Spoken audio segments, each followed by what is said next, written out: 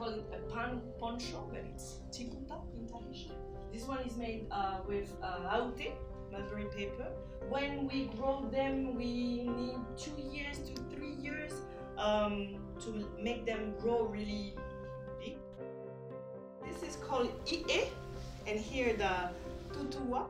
You have different lines in the beater. Deeper one is to break the fiber to extend the bark. Why I make the sound is the rhythm. It's the rhythm. You're gonna hear it.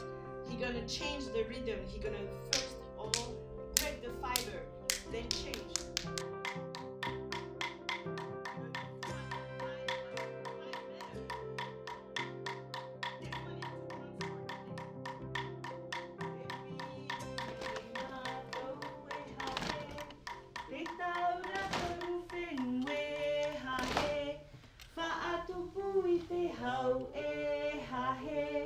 Mai ta'i e te ho'era ai e mai ta'i